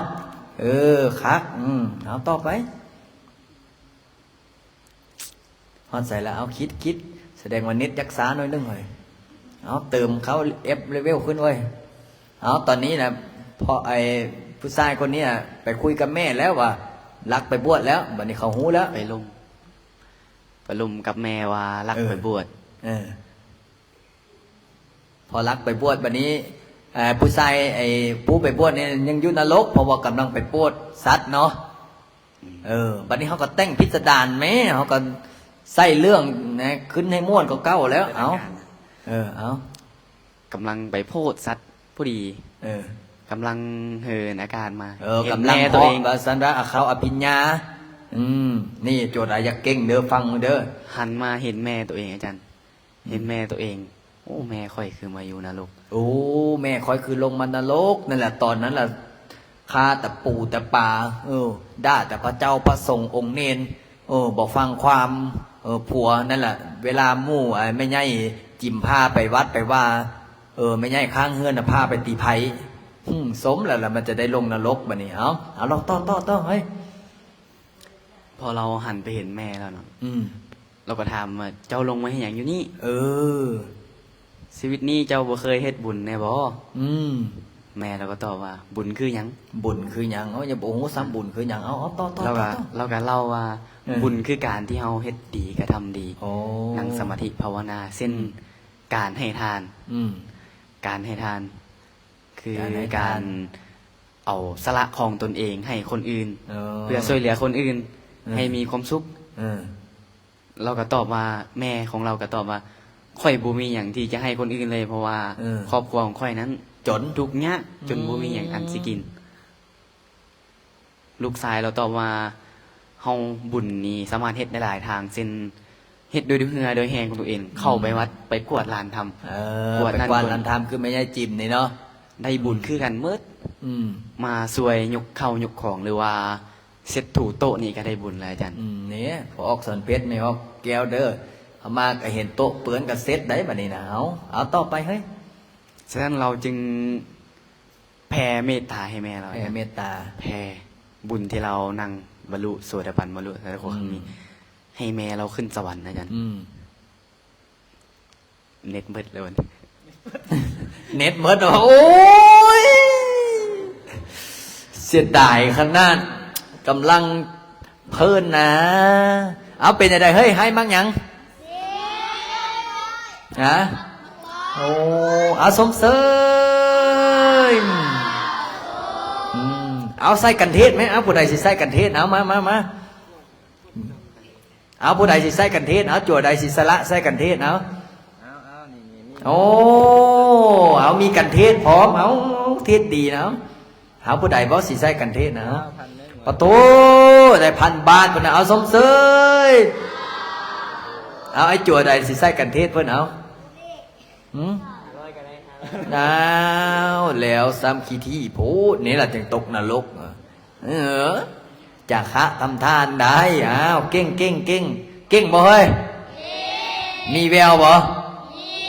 ขนาดพอสาครเนี่ยบอกองค์นี้มีแววนี่โอ้สุดยอดเนาะเดี๋ยวมื้ออื่นเอาเดี๋ยวไปซ้อมไว้เด้อเดี๋ยวมื้อวันประหัสสิขึ้นเทศธรรมะพอออกสอนเพชรจักสำใดขนาดคอยยังบ่ได้ขึ้นนั่งเทศใดองค์ใดซ้อมได้องค์ใดสิมีกันเทศให้เนาะจะซิดได้บ่ฮะนะโอ้บักหลานน้อยเอ้ยนี่แหละโอ้คักบ่ไม่ออกนี่เป็นยังไงม่วนบ่ม่วนเนาะนี่แหละโจกองค่ำแม่มื้อนี้พ่อกับแม่มานั่งอยากฟังเทศลูกชายจากบ้านเลยนะอยู่ใส่ละโจกองค่ำเฮ้ยเป็นยังไงเทศจากได้จากเรื่องแล้วบ่แม่นสัพพีใดบ่แม่นว่าสัพพีติโยมีวันสันตุสัพอันนี้เขาเอิ้นว่าให้พรถ้าเทศนี่แม่นคือพระอาจารย์บอกเนี่ยบรรยายเทศบรรยายบ่แม่ขึ้นมาฮอดนะสัพพีติโยมีวันสันตุสัพเอามาเด้อบางหัว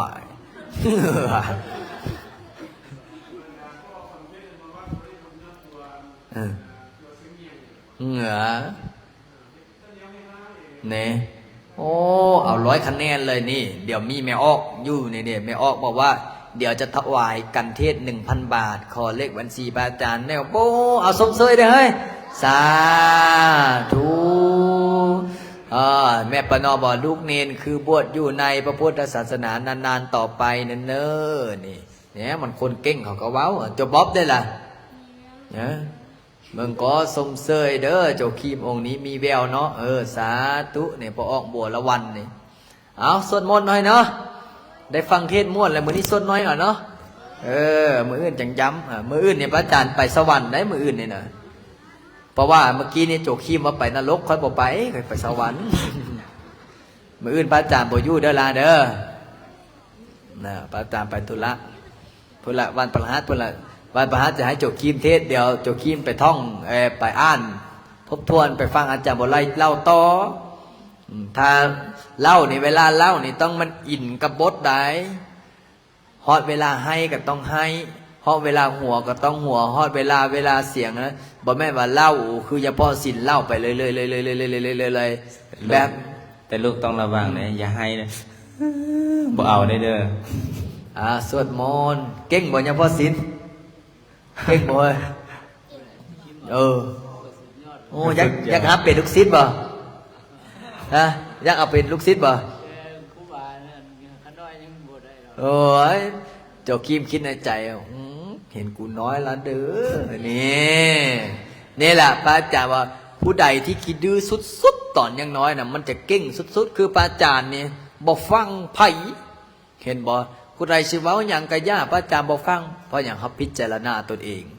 เอาพิจารณาตนเองแล้วก็พัฒนาตนเองแต่ถ้าอันใดที่มันอยู่สมเหตุสมผลเห็นบอกออกตนยันโยมบอกว่าพระลิ้นบ่ต้องไปสร้างดอกวัดคอยเราว่าเขาก็สร้างวัดเนี่ยพ่อสมบูรณ์กับแม่กล้าบอกว่าสร้างเลยเดี๋ยวพ่อสิถวายที่ให้1 เฮกตาร์นี่สิสร้างภายในนี่แล้วก็สิถวายที่ให้อีกพร้อมใดแต่เบิ่งแม่ เพราะฉะนั้นเราต้องสวดมนต์ภาวนาปีหน้าพุ่นละสิสร้างนะเพราะฉะนั้นไอ้จ่วยนี่เราตั้งจิตตั้งใจเนี่ยพ่อสมบูรณ์แม่กล้าเพิ่นเป็นคนใจดีอยู่แล้วเป็นคนมีบุญมีวาสนาบ่ซันเฮาบ่ได้มาอยู่สวดมนต์ในนี้ใดศาลานี้กับพ่อเพิ่นสร้างไว้แล้วใดแม่นบ่ที่ดอกที่ดินมีห้องนอกห้องน้ำเฮินคอกเฮินครัวเพิ่นสร้างให้มืดนี่ย้อนเพิ่นหยังย้อนเพิ่นอยากได้บุญอาสนะแม่นหยังบ่ท่องบ่ท่านเพิ่นก็หาให้เอกสารวัดเพิ่นก็เฮ็ดให้นี่เห็นบ่ตอนนี้วัดก็ได้สมบูรณ์แล้วจนได้ชื่อวัดหยังวัดเฮาชื่อวัดหยังวัดป้าบุญนรินทร์นาคารามบ้านนายางเมืองนาไสทองนครหลวงเวียงจันทน์ตอนนี้วัดนี้แหละมีชื่อเสียงชื่อเสียงด้านการสวดมนต์สอนลูกโจลูกเนรเนี่ยเพราะฉะนั้นเวลาพระอาจารย์สอนให้เชื่อฟังเวลาพระอาจารย์สอนเวลาพระอาจารย์บอกอยากเป็นคนดีบ่อยากเป็นคนดีแล้วอย่าดื้อมานี่เด้อเอาสวดมนต์อะระหังสัมมาสัมพุทโธภะคะวะพุทธังภะคะวันตังอภิวาเทมิสวากขาโตภะคะวะตาธัมโมธัมมังนัมมัสสามิสุปฏิปันโนภะคะวะโตสาวกสังโฆสังฆังนามามินะโมตัสสะภะคะวะโตอะระหะโตสัมมาสัมพุทธัสสะนะโมตัสสะภะคะวะโตอะระหะโตสัมมาสัมพุทธัสสะนะโมตัสสะภะคะวะโตอะระหะโตสัมมาสัมพุทธัสสะพุทธังสรณังคัสสามิธัมมังสรณังคัสสามิสังฆังสรณังคัสสามิตุติยมปิพุทธังสรณังคัสสามิตุติยมปิธัมมังสรณังคัสสามิตุติยมปิสังฆังสรณังคัสสามิตติยมปิพุทธังสรณังคัสสามิตติยมปิธัมมังสรณังคัสสามิตติยมปิสังฆังสรณังคัสสามิปานาติปาตาเวรมณีสิกขาปะทังสมาธิยามิอาทินนาทานาเวรมณีสิกขาปะทังสมาธิยามิกาเมสุเบสาจาราเวรมณีสิกขาปะทังสมาธิยามิมุสาวาทาเวรมณีสิกขาปะทังสมาธิยามิสุราเมรยมัสสะปามาทัฏฐานาเวรมณีสิกขาปะทังสมาธิยามิอิติปิโสภะคะวะอะระหังสัมมาสัมพุทโธวิชันจารณะสัมปันโนสุขโตโลกวิทูอนุตตโลปุริสธรรมสารติสัทธาเทวมโนสานังพุทโธภะคะวะติสวากขาโตภะคะวะตาธัมโมสันติติโกอาการลิโกเอหิปัสสิโกโอปัญญิโกปัจจ จตังเวริตาโพวินโยหิติสุปฏิปันโนภะคะวะโตสาวกสังโฆสุปฏิปันโนภะคะวะโตสาวกสังโฆยายะปฏิปันโนภะคะวะโตสาวกสังโฆสามิจิปฏิปันโนภะคะวะโตสาวกสังโฆทังจัตตาริปุริสยุคานิอัตถปุริสมุขลาเอสัพพะคะวะโตวะกะสังโฆอาหุนายโยปาหุนายโยทักขินายโยอันสลิกาลนิโยอนุตตรังปุญญเกตังโรกาสาติติปิโสภะคะวะอะระหังสัมมาสัมพุทโธวิชชาจรณะสัมปันโนสุขโตโลกวิทูอนุตตโลปุริสธรรมสารติสัทธาเทวมนุสสานังพุทโธภะคะวะติสวากขาโตภะคะวะตาธัมโมสันติติโกอาการิโกเอหิปัสสิโกโอปัญญิโกปัจจตังเวริตาปุริโยหิติสุปฏิปันโนภะคะวะโตสาวกสังโฆอุชุปฏิปันโนภะคะวะโตสาวกสังโฆยายะปฏิปันโนภะคะวะโตสาวกสังโฆมีจิปฏิปันโนภะคะวะโตสาวกสังโฆยะติทังจัตตาลิปุริสยุคานิอัตถปุริสบุคลาเอสัพพะคะวะโตสาวกสังโฆอาหุนายโยปาหุนายโยทังนายโยอัญชลิกาลนิโยอนุตตรังปุญญเกตังโลกาสาติติปิโสภะคะวะอะระหังสัมมาสัมพุทโธวิชาจรณะสัมปันโนสุขโตโลกวิทูอนุตตโรปุริสธรรมสารติสัทธาเทวมนุสสานังพุทโธภะคะวะติสวามโตภะคะวะตาธัมโมสันติติโกอาการิโกเอหิปัสสิโกโอ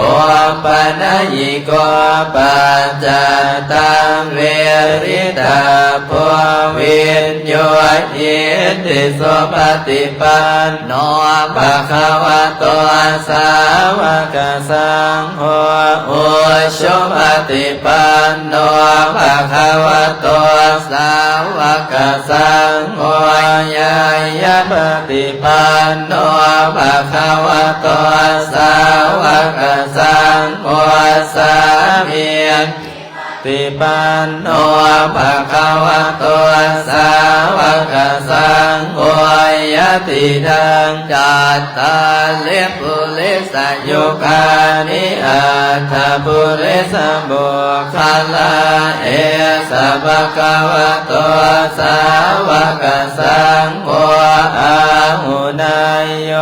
อาหุนายโยทักขินายโยอัญชลิ กรณิโยอนุตตรังปุญญาเขตังโลกัสสะทิยมหงสหัสมปิเนมิตัสสะโวทันตังกิริเมฆรังอุทิตะโคลัสเสนามารังธานาทิธรรมวิธินาสิตวามุนินทตันเตสัสสะภวันตุเตสยมังคลานิมาราติเลกมปิโยสิตัสสะปะลาติโกลัมปนาลวะกมาขมัททายาคังอันเตสุทันตวิธินาสิตวา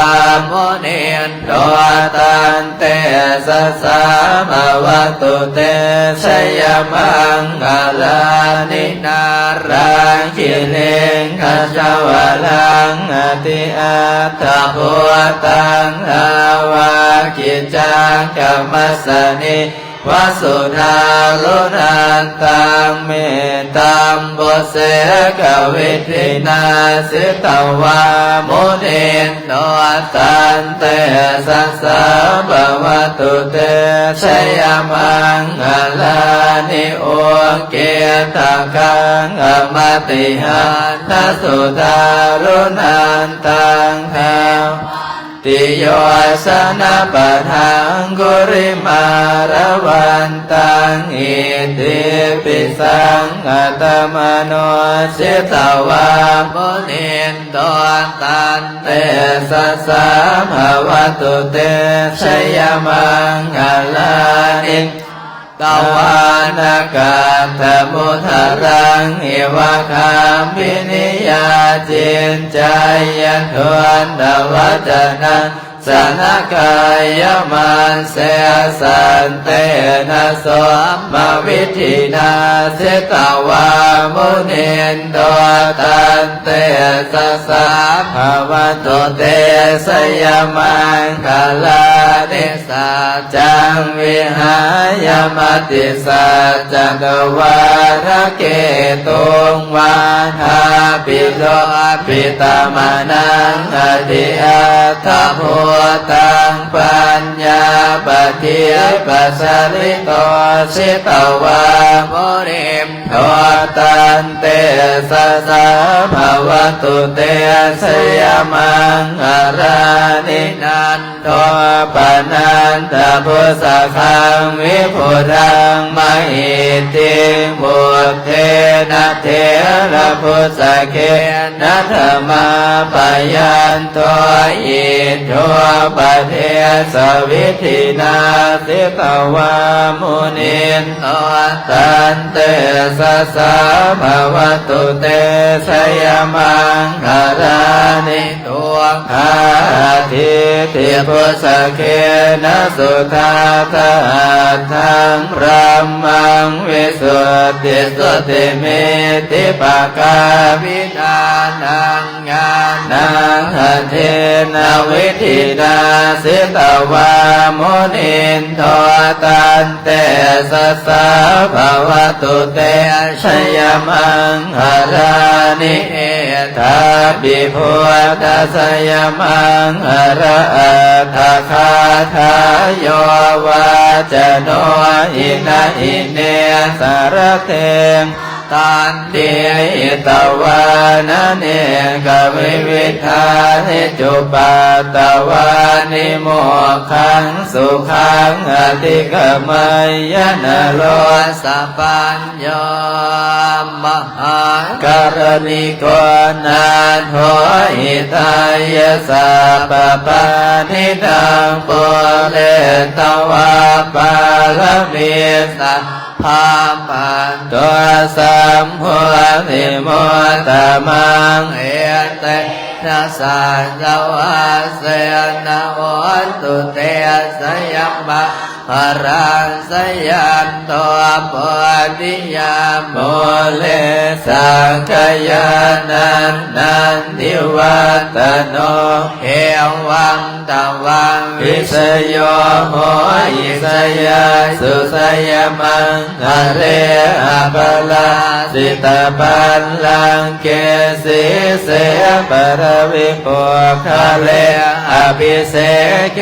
สัพพุทธานังอาคาปันตัวปะโม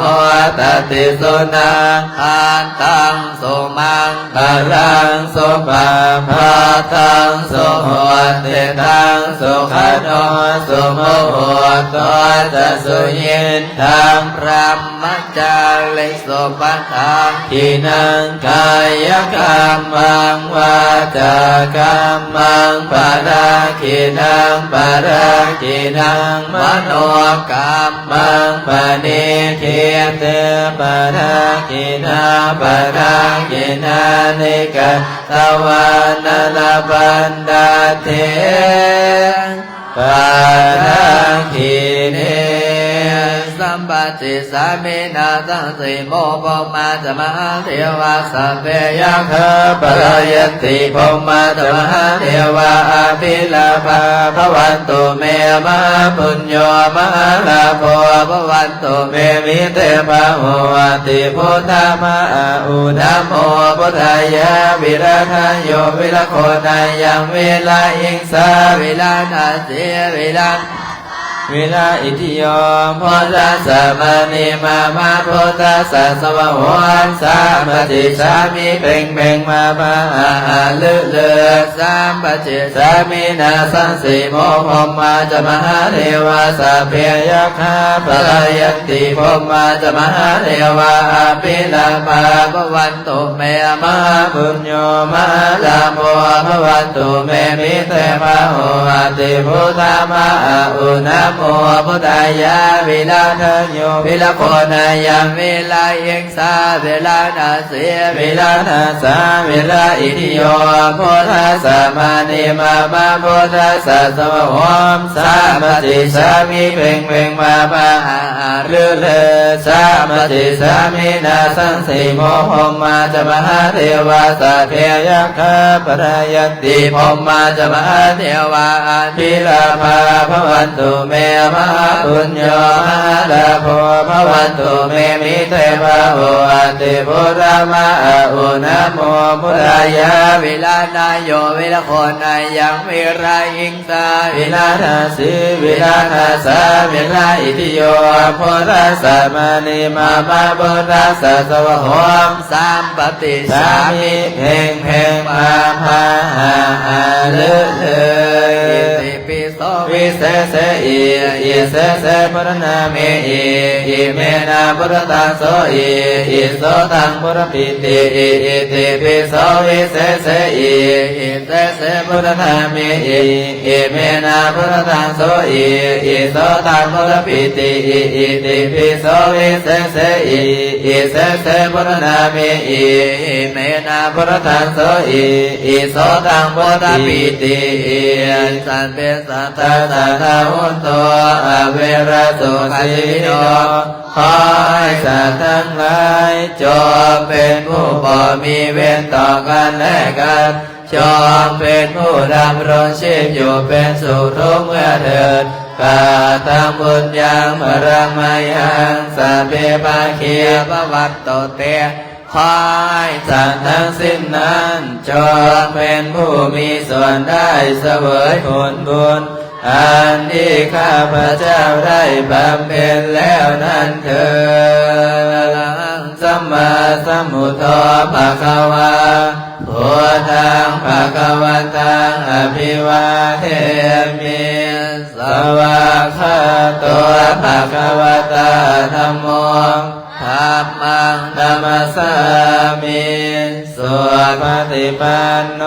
ภะคะวะโตสาวกสังโฆสังฆังนามามิสาธุลำดับต่อไปคณะสงฆ์การประทานสงฆ์พร้อมกัน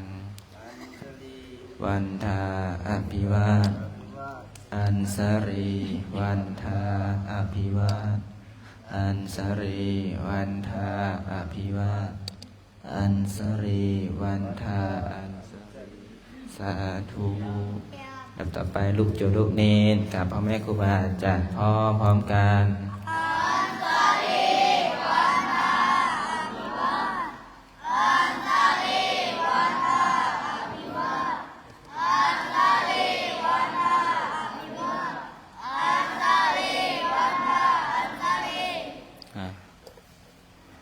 หันหน้าไปหาอุปสงฆ์อุปสิกาญาติโยมญาติธรรมพร้อมเพรียงกันกับคณะสงฆ์พ่อแม่ครูบาอาจารย์1 2 3